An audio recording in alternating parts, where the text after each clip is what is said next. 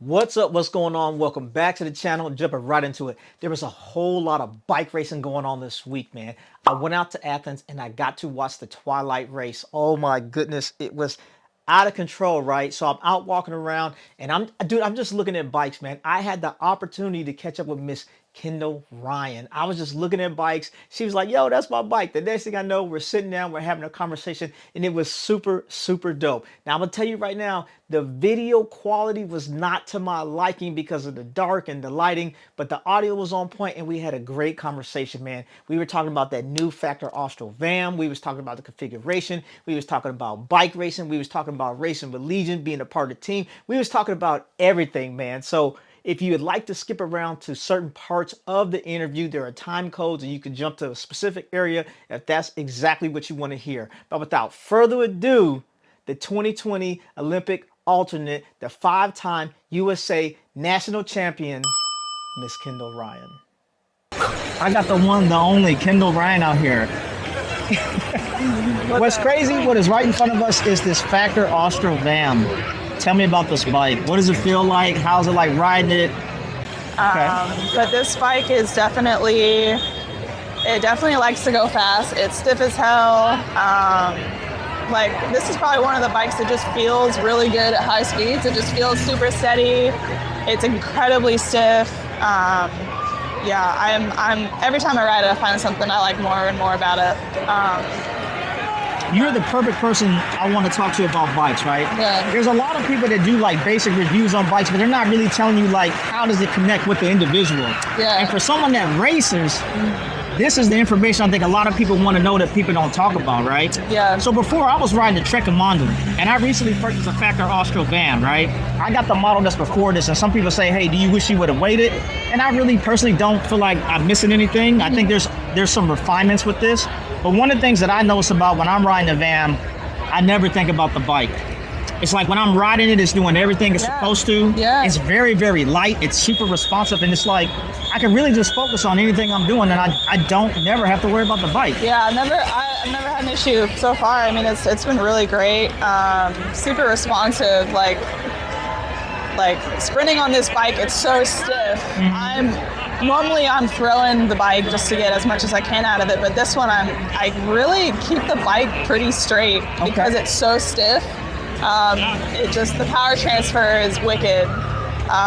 It's on rails in the corners. Like this bike sorry. No, you can cuss. It just, you can really send it and it's on rails. It's so sick. And I really like the handle stem integrated. Like that's just a really clean look. The drop is probably my favorite. Really? Because like I know a lot of people don't like it, but I run a really aggressive forward position as a sprinter on the bike. Like my seat is slammed all the way forward. I have a pretty long stem, but like when you're in the drop from the hoods, like there's not much like difference in height. You know, you don't have like a deeper drop. Yes. But the curve on this drop is so comfortable on the wrists. Like I have a lot of issues with my hands going numb. Wow. And so this has been like kind of a game changer because now I'm not constantly shaking my hands out. Like it's such a comfortable bar. So I personally really like it. And then obviously with like the SRAM, I can move the lever close to my fingers if I need. So yeah, I mean it's just been, and I also have the blips on there. One of them got ripped off today in the crash, but. So do you have the true wireless blip? Yeah. Okay. Yeah, the blips are so sick. Yeah. I don't even have to come out of the drops. Like when we're on the front, really drilling it, I don't have to reach for the brakes or anything, or sorry, for the shifters to shift. I'm just in the drops and I'm just, playing laser tag or something with myself. So. I think that's probably something I need to try is the blips, right? The blips are so sick. I really enjoy them. One of the things I often talk about when people ask me about bikes, they say, do you like this, do you like that? I said a lot of it's really personal preference. And once you kind of ride, you kind of figure out what you like. With the blips, you gotta find the sweet spot to set them up on your bar because you don't want to be hitting that thing when you're sprinting. Definitely. So I kind of like, I'm weird. I have mine like flipped upside down, and so but you can really like just kind of form it to like how you like to press the button, like with your thumb or with your finger or whatever. But it's just like, really custom. Just stick it wherever you want. And I use it all the time. So I've got it in a nice spot for my thumbs, kind of like a little bit inside, so I can just kind of like bump it up when I'm sprinting. Okay. Yeah, it's great. So with the SRAM gear ratio, it's kind of different. A lot of SRAM stuff is like a smaller gear. What gear are you running for your chain ring? I have 52. Okay. Yeah. So you're running, I want to say it's the 52, what's it like 30? That didn't sound good. Sorry about that. I was like, there's some crashing going on. Like, yeah. So I'm glad to hear you say the 52 because a lot of those gears, to me, it's like, I want to say it's like the 50-37 or it's like the 48-35. For someone that races, that seems kind of small. Yeah, so the 50, for me, I don't like to sprint down in the bottom sprockets. Like, I like a bigger ring and just like not as tight of a ratio like down at the bottom. I like having, maybe probably like the 15-16 to be in, so I have a higher cadence in the sprint. Because if I get too bogged down and you're on a 50 and you're trying to like, you smack it down at the 10, it just kind of, I feel like I'm just kind of bogged down. Yeah. So yeah, I like the 52 ratio better than the 50 personally. How do you feel about that 10-tooth cog on the SRAM? I'm never in it unless I'm on a ripping downhill and we're just, going as fast as we can. Yeah. But yeah, I'm hardly ever in that gear. That's kind of the same way I feel, because when I got my Factor, it came to SRAM, and everyone was talking about this 10-tooth cog, but I'm never down there. I'm never in it. Yeah. I mean, I prefer to be at a higher cadence most of the time anyway. If I'm not fit, then I'm in a bigger gear and I'm just trying to use strength. But yeah, I prefer being a little more wound up. Okay. And you say you run a longer stem. How long is your stem? I kind of vary between like 120, 130. But I'm running 130 right now. That is...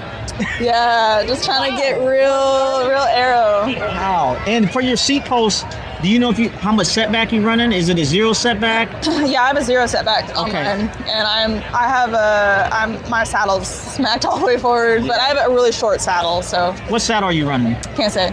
Can't say. Okay, secret saddle. All right. Top secret. Top secret. But when I first got my Factor, I had a 20 offset back, and it was like, I don't know, I feel like the geometry was off a little bit, but then I went to the 0. Went to a longer stem, not a 130. I'm on a 110, but it was way more comfortable. I kind of felt like I was over the bottom bracket some more. I almost feel like, I want to say like I'm on a unicycle. I kind of feel like I had a better balance and more. With a longer stem? Yeah. Yeah.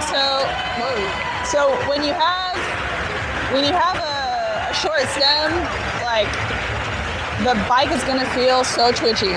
Your response to like every little thing is gonna be so like. Yeah. With a longer stem, it just kind of like the bike will feel smoother. So I prefer 120 to 130 like for a stem. But yeah, like I see people running like 90 or 100, and I'm just like. Yes, it's different. I used to be one of people. It took me a while, but I'm getting there. But, to each their own. I mean, comfort, whatever. If you need like a high stem, and if you want to save your back, whatever. But for us, like, crazy people that want the aero, like aggressive position. Yeah, you want like a longer stem with a little bit of a drop. For me, I don't have a drop on my stem anymore. I got an old lady back now, so I gotta be nice to myself. Just hit a barrier today, so I'm gonna feel like an 80-year-old back in the morning. But anyways. Zipp wheels. How are you liking them, right? And yeah, interesting.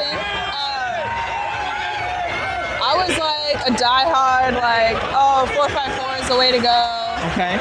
And love that wheel. Like, I've won so many races on that wheel, but I've been trying the 353s, and I actually like it better on the Factor because I ride a 48. So my bike is like BMX size. Okay. So the wind really catches me, and sometimes we have some crazy winds when we're racing, and the 353s don't catch the wind as much. Okay. As the 454s. Yeah. But yeah, the front end is so beefy that, I got my bottles and everything. This isn't my bike, but but it just closes up that space and the wind really catches me. But with these wheels, I don't feel the wind as much. But the 353s just feel so quick. Like I can get it, I can get that wheel going super quick. Compared to the 454, I don't know how I can decide between which wheel I like more. They're both amazing, but these were just really zippy. Zippy. Really zippy. So I'm really enjoying the 353s right now. So when I hear people talking about wheels, one of the things I don't really think people consider, right? Some people say a more shallow wheel is good for climbing, and of course a deeper wheel is better for, you get that aerodynamic profile. Yeah. But being a sprinter and like closing gaps and racing, I don't know if people that have ever ridden a shallow wheel can appreciate how quick something spins up. Yeah. You said like that kind of zippy? Yeah. Because I kind of want to like a 40-45, because to me I feel like it's kind of more zippy. Yeah. You can kind of get that quick spin up, you're going to speed, and it's kind of like you're gone. With the deeper wheel, I do think you kind of get more of that sailing effect. Yes. But I'm kind of like, once I'm at speed anyway. Right. Yeah, I mean, for me, the acceleration's been a little bit different. Just with this bike in particular, I'm really enjoying this combination. But yeah, I mean, the 454s are also a great wheel. Like like I said, I won a lot of races on that wheel. Like, it's a sick set of wheels. You can't really go wrong with either. And on your bike, are you running the NSWs? Yes. Okay. So I'm willing to bet that you were running the Zipp wheels, the 454s, before they were the NSW with the saw blade. Yes. What's the difference? Do you notice the difference between like the saw blade pattern and the regular ones? So I felt like it chopped through the wind better when it was like the saw blade. Yeah. As a 454, I felt like it cut through the wind better. I also had those as sew-ups. Sorry, I mean not sew-ups, tubulars. I'm old school, man. I say sew-ups all the time. People are like, what are you talking about, sew-ups? Like, I've been racing since I was 6 years old, okay? Cut me a break. Anyways, tubulars. Yeah. Tubulars. I had tubulars on those wheels. Really liked that combo. So you're running tubeless now? We are on tubeless now. Yeah. I've never ridden a tubular wheel. I'm a diehard tubeless person. Okay. But tubular and tubeless, ride, feel, responsiveness, like what's the difference? It's just a totally different sensation. Wow. Like, a lot of people swear by one thing or the other. It's kind of comes down to personal preference. Yeah. What you run. But yeah, I mean, Zipp's given us the tubeless technology to rock, and that's what we've been riding the last couple years. So, and it's been working pretty well for us. Okay. But yeah, like either setup, yeah, just rips. But And more about tires, right? Tire width, are you running 28s, 30s, 32s? I don't know, is ECI gonna come after me? I don't know, should I be saying anything about tires? Is it top secret? Is it like the sound? I don't know. I don't want to say something and then just get like freaking burned in the comments. No, we're not going. Nobody's going to burn you. Because it's personal preference, right? It's personal preference. I swear by wide tires. I'm riding 32s right now. I'm on 28. 28s, okay. Yeah, we're supposed to be running 30s, but yeah, UCI is coming for me. Do you prefer the 28 over the 30? To be fair, I haven't even ridden a 30 combo on this wheel yet. Yeah, but I've been okay on the 28 so far. Won a couple of races so far. I guess it's working. It's working. Yeah, I think it's something they'll probably start enforcing in our crit racing. Not really sure, but UCI still doesn't recognize crit racing, which I think should change. Definitely should change. It should be a world championship crit race. Bike racing needs more exposure. Totally. One of the reasons I'm out here doing stuff like this because there's so many people that just uninformed, right? Yeah. And the thing is, I think it's crazy. Like I was talking to my buddy when I was coming here. I said, "Hey man, I'm going to a bike race," and he's like, "What's that about?" He has no idea what to expect. Athens is the race to come see. Definitely. It's probably my favorite race, solely because of the atmosphere. The amount of people that come out, the whole town just shows up and shows out, and they support the bike race, and they're all excited for it. And it's just like, for me, I describe my ideal crit race as like a block party with bike racing in the middle, and that's what Athens Twilight is. It's so epic. Yeah, it's sick. I love this race. I came here last year. This is my second time being here, and it's just one of the things like you said, if there's a race to go to, Athens Twilight is the race to go to. Tulsa Tough is also another one that's epic in Oklahoma. But yeah, this race is peak crit racing. This is what it should be. This is what every race should be like. Okay. So I got another question for you, right? This personal preference, right? And this is just coming from the Legion perspective, right? I spent a lot of time learning and watching about Justin Williams, and I just think he's an awesome individual. He recently had this podcast, the Eat, Run, Sleep, and I want to say his name is Tommy Runs and interview him. He was just talking about culture, how he established Legion and everything. So being someone that's racing on the team, what is the atmosphere and the culture like for you, like being a part of that? I've known Justin since I was 9 years old. Okay. We race on the same junior team. We're like a big family. Like coming back to racing crits, because I guess everyone, I don't know if I should explain this, but I was on a pro team for 10 years. Wow. On Tidco, I raced all over the world. I've probably raced in over 40 countries.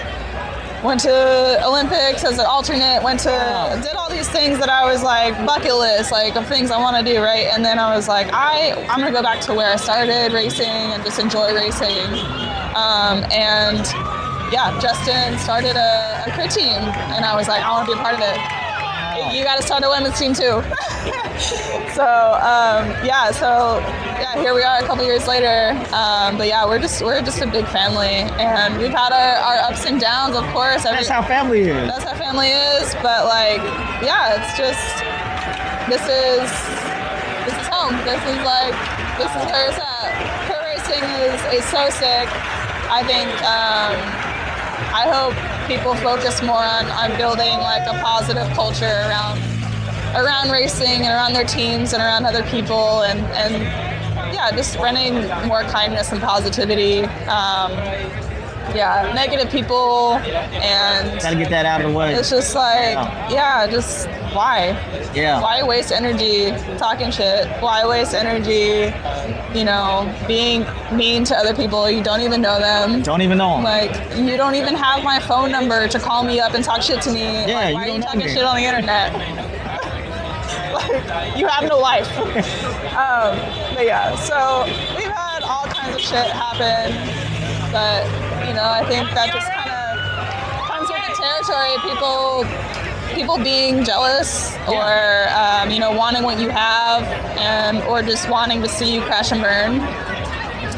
But yeah, it's kind of like human nature sometimes. People can be pretty nasty. I think if you're on top of your game and you're doing things well, there's always going to be someone just kind of bring you down a little bit. And I take a lot of that with a grain of salt. And then a lot of my personality is kind of like, for those individuals that got these negative things to say, like, what are you honestly doing to change it? Yeah. How would you do it better? What kind of constructive criticism do you have? It doesn't have to be a negative conversation. If I'm doing something that's wrong and you feel like you can help me, what's something constructive so we can push this forward? Totally. Why has it got to be like hate? Yeah. It's just nasty and like kind of just has no place here. Like, that's not the culture that we want to have in cycling. And if like you can't play nice, like we don't want you here. Yes, I hear you. Yeah, and it's honestly, I feel like people just are disrespectful. There's a loss of respect, like for people, like just each other in general. I'm not saying like for me, I'm just saying for like each other.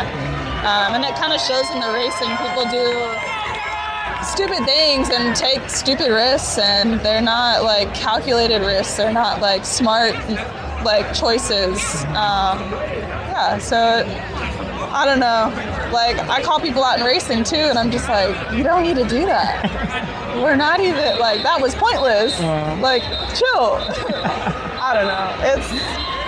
And I think some people take things out of context, right? Like the aggressiveness and some of the chippiness that comes with racing, And people are like, what about this? What about that? I'm like, have you ever played any sports? Have you ever competed against anything? Like, people want to win, they want to compete. It's just like friendly competition. There's going to be some of that. If it's not present, then it's not competition. Only one person can win. Everyone on that bike and everyone out there, they want to win. So you gotta show some aggression. For sure, racing, there's aggressive racing and there's like a time for it, but like what I'm saying is there's a lot of aggression for no reason. Like it's not even a key point in the race. It's not even for anything. It's just because I'm gonna fuck you over in this corner because I can. Yeah. It's that stuff that drives me crazy, and I'm just like, okay. And so I'm like, patient, be patient. Woosa. Especially like with you being known, people know who you are, your name. It's like a lot of I probably got to be the bigger person in the situation. Or me saying something, what good is that really going to do for what we're trying to do? And I'll only really bark at people when I'm just fucking at it. And I'm like, no, this needs to stop. Yeah. And because I have the tolerance. And then once I go over that, I'm just like, fucking stop. Jesus. So, yeah, I mean, I'll let shit slide. And then, but like, also, I will let things go during the race and whatever. But when it comes down to like the times when it matters, that's when like I get aggressive. But it's mostly just like protecting my position and my teammate's wheel that I'm on.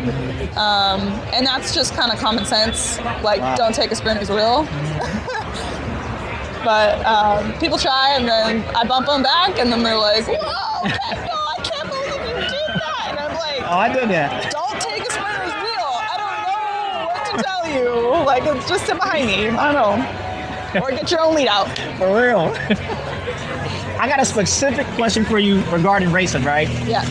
A lot of people who are very good at what they do, right? Professionals, one of the things they say is like when they're in that moment, like everything kind of slows down. It's like they're super focused and they just kind of see everything unfolded. Do you have moments like that? Yeah, I get like hyper focused during the race. And there's this crazy like tunnel vision effect that I get at the end of races too. I'm like shaking, like thinking about it right now. But yeah, like I just, there's just something about like the end of the race for me where I like, you know, I'm just like a heat seeking missile and I just like, I have a target and that's like what I'm doing. And I know that because I care about winning, I care about performing, and I care about, you know, pulling through for my teammates and doing my job.